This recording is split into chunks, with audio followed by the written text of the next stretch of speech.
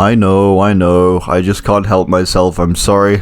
I have to, I feel compelled, I'm addicted to making these theories now. Our one for today is that Susie, Legion member, and Meg Thomas, survivor, are actually both the same person. Let's start off simple with some similarities. Right off we have some weak connections in that both of these characters can run faster than usual in game, Susie with Feral Frenzy and Meg with Sprint Burst. Both can also vault, Legion being one of the few killers that can. Generally just the fact that Legion are the most human killers in the game. Also Meg's perk Quick and Quiet has a small link to Susie, who is mentioned repeatedly to be the shy and quiet one of the Legion group. In the description of Susie's mixtape, the add-on has flavor text which reads, "A fast and thrilling mixtape with energizing songs with breakneck beats." It's referred to as energizing. Meg's role is energetic athlete. Further in her tome lore, Meg receives a mixtape from her mother. You'll also notice that their smiles are very similar. If we compare Susie's face to one of Meg's cinematics, you can see the similarities. This smile comes about as a result of her winning a race against her rival, and Susie's from being in the entity's realm. If we look into the lore, the two of them have strikingly similar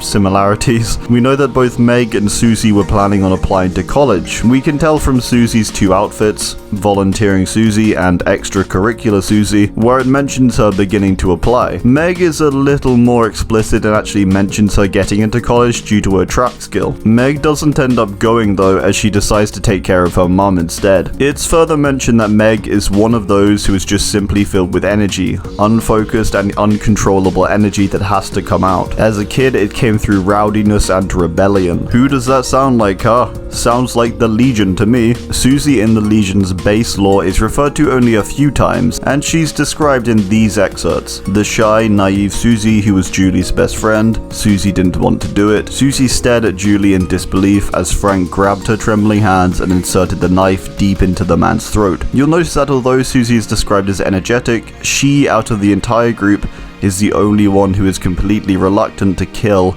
and has to be forced to by Frank. This shows that she definitely isn't a killer by nature and would be more suited to be a survivor if anything. Like Meg, she has the same uncontrollable and unfocused energy, but it doesn't come out in the form of violence naturally. It has to be drawn out by Frank or the entity. There's also a bit extra in Susie's holiday sweater cosmetic which reads, "She hated how happy the neighbors were as they enjoyed a warm Christmas dinner all together." This makes it sound like Susie's family is broken up in some way, possibly by divorce or possibly by death, which is very reminiscent to Meg's own situation too. There's also cosmetic similarities. For example, Meg has the Death Garden mask, which is pretty similar to the look of the Legion's mask. She's also the only character, I believe, to have a mask like this that completely covers her face. Further, we have Susie's Lunar New Year costume, where we can see 3 visible braids, or dangly hair looking things.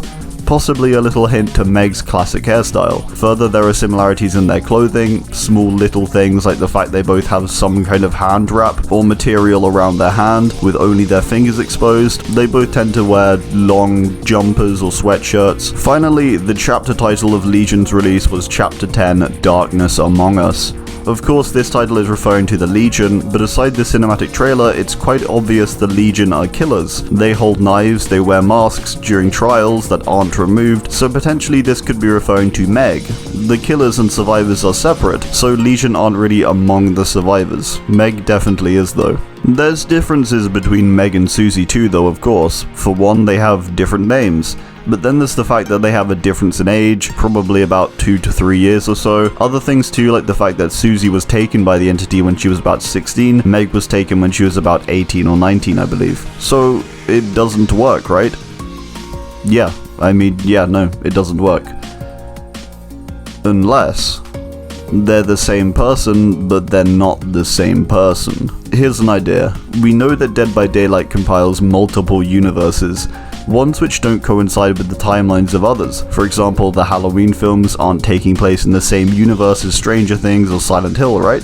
They're all separate, yet they're all in the same place in the entity's realm, meaning somehow these different universes have been interconnected by the entity's influence. Therefore, in Dead by Daylight's context, this suggests that there is almost definitely a multiverse, as in different variations of our same world or our same Earth.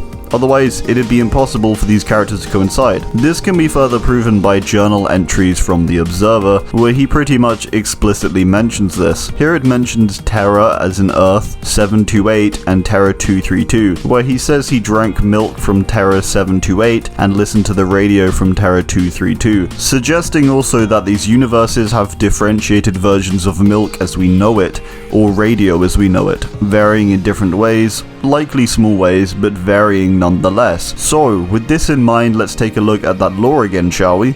Let's read the opening to Meg's lore once more. Perhaps it was her mother that had instilled the fear streak in her, or maybe it was her father that left them when she was a baby. Meg excelled at schoolwork, but she was off the rails. Fortunately, an athletics coach encouraged her to channel her misspent energy on the track.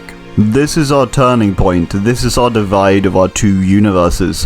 One in which Meg's encouraged by an athletics coach and becomes a track star, and an alternate one where she continues down a path of delinquency and ends up with Frank, Julie, and Joey as company. At this point, because Meg isn't quite in college yet, nor has she won her scholarship, she is about the same age that Susie would be, who in her lore is also applying for colleges, but instead joins the Legion. How do we explain the names? Well, it's a multiverse. If there's changes or divergences in people's histories and decisions that they made, then Meg Thomas could have just as easily been Susie Thomas in this timeline or universe.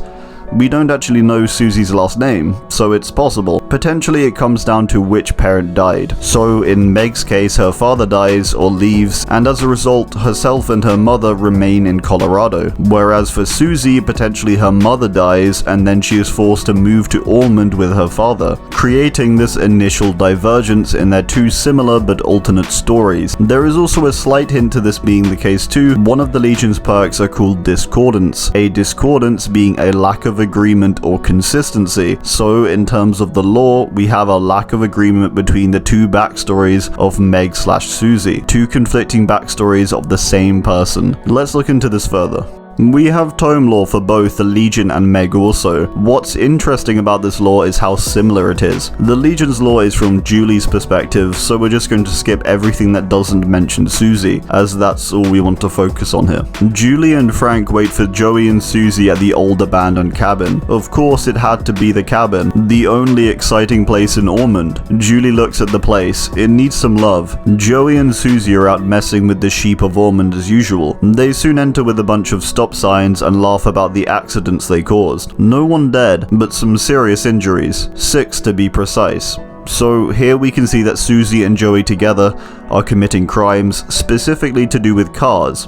Let's carry on. Let's skip to the next mention of her. Joey adds he wants to hang the stop signs on the wall, inspired by the small traffic accidents Joey and Susie engineered. Again, here it mentions they cause traffic accidents. That's all we really need to know from this part of the lore for now. Now let's go on to the first entry in Meg's lore. Slash tires? Sounds a bit extreme.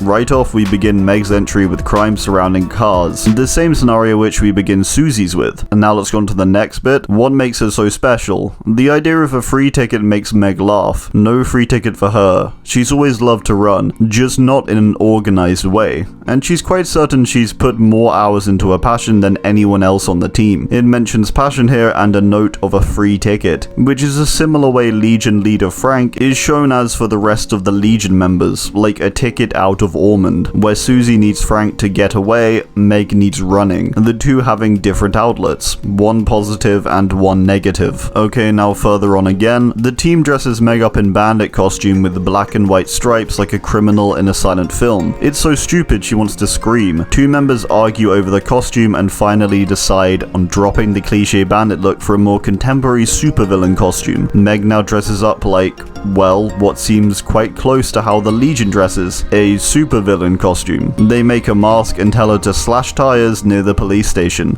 They wear masks and plan to commit specifically car-related crimes. The rest of the team thinks up supervillain names for Meg. Supervillain is mentioned again, which tells us that Meg realizes what she's doing is wrong. Back to Legion lore now. Joey paces the cabin suggesting names of the group. Susie thinks they need some kind of a costume like superheroes. Now note the alternative side to Meg's perspective of dressing up and committing car crime as a bad thing to do is Susie's perspective, where instead of suggesting a supervillain costume or name, she instead suggests they dress up like heroes, showing her alternate perspective here to Meg, despite both of them dressing up in costume to commit car crime. Okay, now back to Meg. Determined, Meg approaches the Colorado police station with her heart beating at a record-breaking speed. She kneels behind a cruiser, hesitates, her hand trembles involuntarily. She's clearly nervous, again very similar to how Susie is initially. She's not used to breaking the law, crime is new to her, where Susie seems to do a lot of it at this point of the Legion tome lore. She takes a deep, calming breath, first time for anything. Then, with a pocket knife, notice she specifically uses a small knife here, she slashes a tire, yanks a piece of rubber off and backs away. Later on, the team laughs and jeers, except for Dana, who stares at her with her usual gas face. No one on the team has ever done anything so bold. Welcome to the team, Dare Damsel Meg. A lot like Susie's inclusion within the Legion's team, Meg becomes a part of her own team, with the running team. Finally, we have this last section. Meg confides in her mother at the kitchen table. She's convinced Dana arranged for someone to wound her to discourage her from running. Anger overwhelms her and she says things she wouldn't normally say. I want her dead. I want to crush her like a bug. I want her to burn in hell. I would have won that race. Meg is angered after being attacked and goes straight to wishing the person was dead in this moment of high emotion and rage, only to be calmed by her mother and convinced otherwise. Her mother listens to her without judgment and waits for her to calm down. You're very upset, and I understand, but don't stoop to her level. Don't let her turn you into what you're not. You want revenge? Best revenge is success. Again, here we see a turning point. Success or failure, giving into your emotions or keeping them in check. Let her know that you're the best even at your worst, and that will be her worst. Meg narrows her eyes on her mother. Her mother squeezes her hand. If you think you're beaten, you are. If you think you can't, you can't. Life's battles aren't won with speed and strength, but with mind and will. Tears fill Meg's eyes, not because of her mother's advice, but because she knows her mother's days are numbered, and this is probably one of their last be positive pep talks. So effectively what I'm saying is that we have two mirrored origin stories of two groups of teenagers or legions. One is the Legion and one is the running team. One formed in Ormond and the other in Colorado. In the timeline where Meg is called Susie, she goes to Ormond with her father and never meets the coach that changed her life or has the emotional support of her mother that keeps her high emotion in check, instead continuing down a path of delinquency and joining the Legion. Alternatively, Meg stays in Colorado with her mother and meets the coach that convinces her to run, and stays with her mother, which keeps her emotions in check, getting her a scholarship and getting her briefly away from crime, only partaking in a bit, but not to the extent of the Legion's actions. She realizes it's wrong and moves away from it, further moving away from it due to the positive influences she has in her life. It's a story of the great difference someone can make to another's life. A teacher or coach who saves the Meg as we know her from becoming the Susie we see standing on the other side.